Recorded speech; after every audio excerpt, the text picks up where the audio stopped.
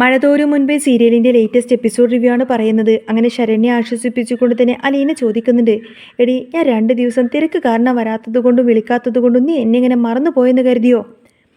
സങ്കടത്തോടു കൂടി തന്നെ ശരണ്യ പറയണേ, എനിക്കറിയില്ല ചേച്ചി, ചേച്ചി ഒന്ന് അങ്ങോട്ടേക്ക് ഫോൺ വിളിക്കാൻ പോലും എനിക്ക് പറ്റിയിരുന്നില്ല. അതിൻ്റെയൊക്കെ വലിയ വിഷമം എനിക്കുണ്ടായിരുന്നു. ഈ വീട്ടുകാർ എൻ്റെ ഫോൺ വരെ പിടിച്ചു വെച്ചിരിക്കുകയാണെന്നൊക്കെ പറയും. സാരമില്ലടി, അതൊന്നും ഓർത്ത് നീ വിഷമിക്കണ്ട. ദേ ഞാനിപ്പോൾ വന്നില്ലേന്ന് അലീന മറുപടി നൽകി. ശരണ്യയുടെ ഉള്ളിലെ വിഷമം അങ്ങ് അണപൊട്ടി ഒഴുകുകയാണ്. ചേച്ചിക്ക് കാര്യം മനസ്സിലാവും, പക്ഷേ ഓരോരുത്തർ വന്ന് കുറ്റപ്പെടുത്തി സംസാരിക്കുമ്പോൾ അച്ഛനും അമ്മയും കൂടി എന്നോട് ആ രീതിയിൽ പെരുമാറുമ്പോൾ എനിക്ക് ഭയങ്കര സങ്കടം വരും. എന്നെ ഒന്നും മനസ്സിലാക്കാൻ ആരുമില്ലല്ലോ എന്ന ചിന്ത വരുമ്പോൾ എന്തെങ്കിലും കടങ്ങ് ചെയ്താലോ എന്നുവരെ എനിക്ക് തോന്നിയിട്ടുണ്ട്. ജീവിക്കാൻ പോലും മടുപ്പായി. ചേച്ചി എൻ്റെ കൂടെ ഉണ്ടായിരുന്നെങ്കിൽ എനിക്ക് നല്ല ആശ്വാസമായിരുന്നു. പക്ഷേ ഈ കുറച്ച് ദിവസങ്ങളായിട്ടാണ് മനസ്സിലൊരു സമാധാനവുമില്ല. അലീന ഗൗരവത്തിൽ തന്നെ പറഞ്ഞു. അതിനുള്ള മറുപടി ഞാൻ നേരത്തെ തന്നതാണല്ലോ. ഈ രാഷ്ട്രീയക്കാരും വനിതാ സംഘടനക്കാരൊക്കെ വന്ന് അവരുടെ ഓരോ കാര്യങ്ങളൊക്കെ നടത്തിയെടുക്കാൻ വേണ്ടിയിട്ടാണ്. നമ്മളെ പ്രലോഭിപ്പിക്കാൻ അവർ പലതും പറയും. പക്ഷേ അതൊന്നും നടക്കണമെന്നില്ല. നിന്റെ അച്ഛനെയും അമ്മയെയും അവർ പറഞ്ഞ് കയ്യിലെടുത്തിരിക്കുകയാണ്. മിന്നതല്ല പൊന്നല്ല എന്ന് അവർക്ക് വൈകാതെ തന്നെ മനസ്സിലായിക്കോളും. ഈ പറയുന്നവരൊന്നും ഒന്നും തന്നെ തരാനും ചെയ്യാനും പോകുന്നില്ല. അവർക്ക് വോട്ട് കിട്ടാനും ആളുകളുടെ ശ്രദ്ധ പിടിച്ചു പറ്റാനും വേണ്ടിയുള്ള വെറും ഒരു വേഷം കെട്ടലുകൾ മാത്രമാണിത്. ഇതിലൊന്നും നീ പോയി വീഴരുത്. എപ്പോഴും വേണ്ടത് ആത്മവിശ്വാസമാണ്. ആരെന്ത് പറഞ്ഞാലും നമ്മൾ ഒരിക്കലും തളരാൻ പാടില്ല. അലീനയുടെ വാക്ക് കേട്ടപ്പോൾ ശരണ്യയുടെ കണ്ണിൽ ഒരു തിളക്കം വന്നു. ചേച്ചി പറഞ്ഞപ്പോൾ എനിക്ക് വീണ്ടും പഠിക്കണമെന്നൊക്കെ വലിയ ആഗ്രഹമാണ്. പണ്ട് ഡോക്ടർ ആവണമെന്നൊക്കെ ഞാൻ ഒരുപാട് കൊതിച്ചതാ. അതിനിപ്പോൾ എന്താ മോളെ, നിനക്കിപ്പോഴും പഠിക്കാമല്ലോ എന്ന് അലീന ചോദിച്ചു. പക്ഷേ ഇനി എന്നെക്കൊണ്ട് അതിനൊക്കെ പറ്റുമോ എന്നൊന്നും എനിക്കറിയില്ല ചേച്ചി. പുസ്തകമെടുത്താൽ ഒന്നും അങ്ങ് തലയിലേക്ക് കയറുന്നില്ല. ഒരു കോൺസെൻട്രേഷനും ഒന്നിനും കിട്ടുന്നില്ല. അതൊക്കെ ശരിയാവും. നിനക്കിവിടെ ഇരുന്ന് പഠിക്കാൻ ബുദ്ധിമുട്ടാണെങ്കിൽ നമുക്കൊരു കാര്യം ചെയ്യാം. നിന്നെ ഏതെങ്കിലും ഹോസ്റ്റലിൽ നിർത്തി പഠിപ്പിക്കാം. അതാകുമ്പോൾ ഈ വീടിൻ്റെ അന്തരീക്ഷത്തിൽ നിന്നും മാറി നിൽക്കാമല്ലോ. നീ പേടിക്കണ്ട, നിനക്ക് ഉയരങ്ങളിൽ എത്താൻ പറ്റും. നിന്റെ അലീന ചേച്ചിയല്ലേ പറയുന്നത്? ചേച്ചി കൂടെയുണ്ടെങ്കിൽ എനിക്കുറപ്പാണ് എനിക്ക് കര കയറാൻ പറ്റുമെന്ന്. പക്ഷേ ചേച്ചി എൻ്റെ കൂടെ വേണം. ഈ വീട്ടിലുള്ളവരെ എനിക്കൊട്ടും തന്നെ വിശ്വാസമില്ല.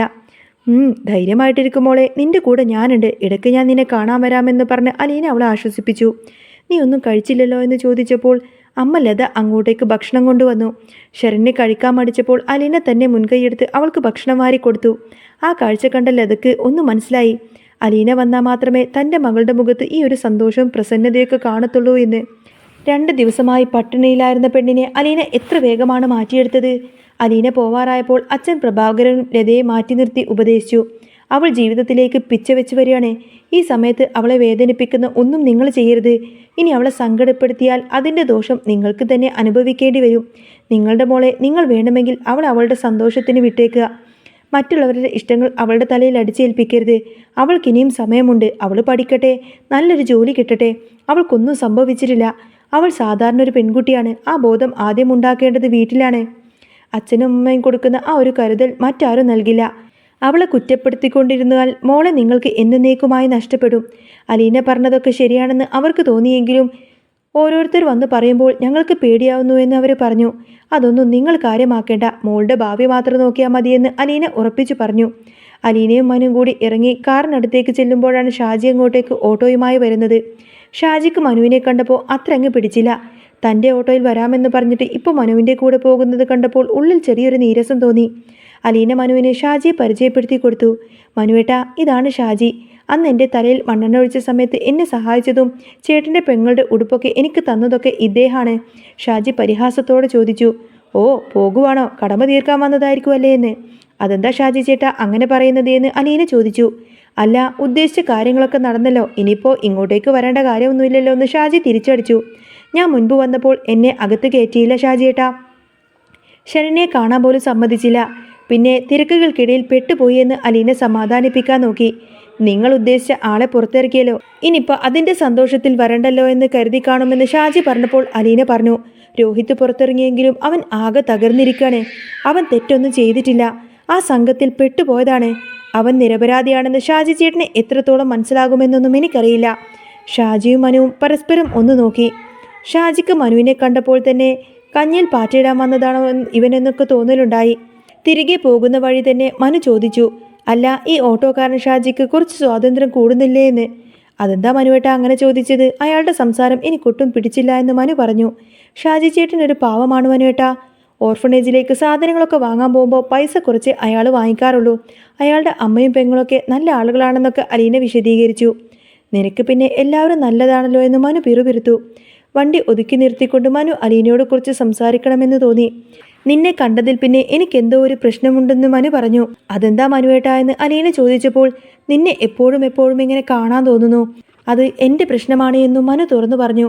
അത് കേട്ടപ്പോൾ അലീനയ്ക്കൊരു നാണം വന്നു. മനുവിന് തന്നെ ഇഷ്ടമാണ് എന്ന കാര്യം അവൾക്ക് മനസ്സിലായി. നമ്മൾ ആരാണ് എന്നൊക്കെ മനുവേട്ടൻ ഒന്ന് ചിന്തിക്കണം. അത്തരം ചിന്തകളൊക്കെ മനസ്സിൽ നിന്നും കളയുന്നത് നല്ലതാണ് എന്ന് അലീന പറഞ്ഞപ്പോൾ മനുവിന് ശരിക്കും അങ്ങ് ദേഷ്യം വന്നു. അപ്പോൾ അതൊക്കെ നിന്റെ മനസ്സിലിരിപ്പാണല്ലേ എന്ന് ചോദിച്ചുകൊണ്ട് തന്നെ മനു ദേഷ്യപ്പെട്ടപ്പോൾ അലീനക്ക് ആകെ സങ്കടമായി.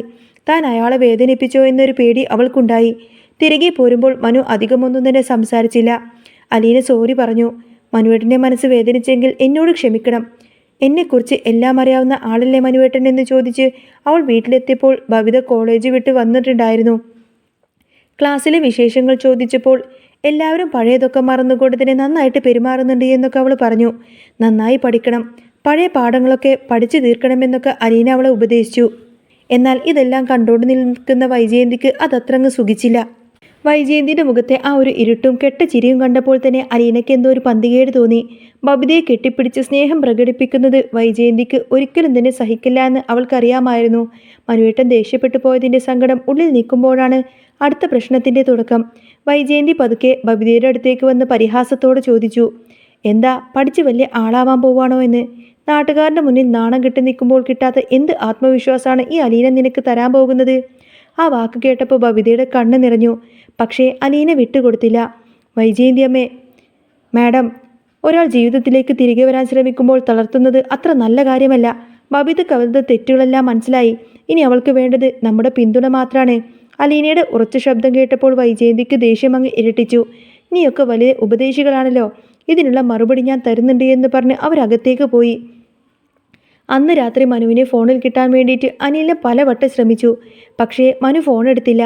പിറ്റേന്ന് രാവിലെ തന്നെ മനു അലീനയുടെ വീട്ടിലേക്കെത്തി. മുഖത്ത് പഴയ ദേഷ്യമൊന്നും തന്നെ ഇല്ലായിരുന്നു. അലീന, നീ പറഞ്ഞത് ശരിയാണ്. എൻ്റെ വേഗത നിന്നെ ബുദ്ധിമുട്ടിച്ചുവെങ്കിൽ എനിക്ക് മാപ്പ്. പക്ഷേ എൻ്റെ ഇഷ്ടം അതെന്നും അങ്ങനെ തന്നെ ഉണ്ടാവും. മനുവിൻ്റെ വാക്കുകൾ അലീനയെ ശരിക്കും അങ്ങ് സ്പർശിച്ചു. അതിനിടയിൽ ശരണ്യയുടെ വീട്ടിൽ നിന്നും ഒരു ഫോൺ കോൾ വന്നു. ശരണ്യ അച്ഛനോടും അമ്മയോടൊക്കെ മനസ്സ് തുറന്ന് സംസാരിച്ചുവെന്നും അവർ അവളെ ഹോസ്റ്റലിലേക്ക് വിട്ടു പഠിപ്പിക്കാൻ തയ്യാറായി എന്ന വാർത്തയൊക്കെ അലീനയെ ഒരുപാടധികം സന്തോഷിപ്പിച്ചു. ഷാജി ചേട്ടൻ പോലും പിന്നീട് അലീനയെ വിളിച്ച് തൻ്റെ പെരുമാറ്റത്തിൽ ക്ഷമ ചോദിച്ചു. നല്ലത് ചെയ്യാൻ ഇറങ്ങുന്നവർക്ക് എന്നും തടസ്സങ്ങൾ ഉണ്ടാവും മോളെ, നീ മുന്നോട്ട് പോയിക്കോ. ഷാജിയുടെ ഈ വാക്കുകൾ അലീനയ്ക്ക് വലിയൊരു ഊർജ്ജമായി മാറി. വൈജയന്തിയുടെ ഓരോ കുതന്ത്രങ്ങളും സ്നേഹവും സത്യവും കൊണ്ട് തന്നെ നേരിടാൻ അലീനയും മനുവും തയ്യാറെടുത്തു. ജീവിതത്തിലെ വലിയൊരു കാർമേഘം ഒഴിഞ്ഞുപോയ ആശ്വാസത്തിൽ അലീനയും ബബിതയും മനുവൊക്കെ പുതിയൊരു പുലരിക്കായി കാത്തിരുന്നു. സ്നേഹത്തിന് മുൻപിൽ എല്ലാ വിദ്വേഷങ്ങളും അലിഞ്ഞു പോകുമെന്ന് അവർ ഒരിക്കൽ കൂടി തെളിയിക്കുന്ന അടിപൊളി സൂപ്പർ രംഗങ്ങളൊക്കെ തന്നെയാണ് കേട്ടോ ഇനി വരാൻ പോകുന്നത്. അപ്പോൾ നിങ്ങൾക്ക് ഈ ഒരു ചാനൽ ഇഷ്ടമാവുകയാണെങ്കിൽ സബ്സ്ക്രൈബ് ചെയ്യാനും സപ്പോർട്ട് ചെയ്യാനും മറക്കല്ലേ. നെക്സ്റ്റ് വീഡിയോ ആയിട്ട് വരാം. ബൈ.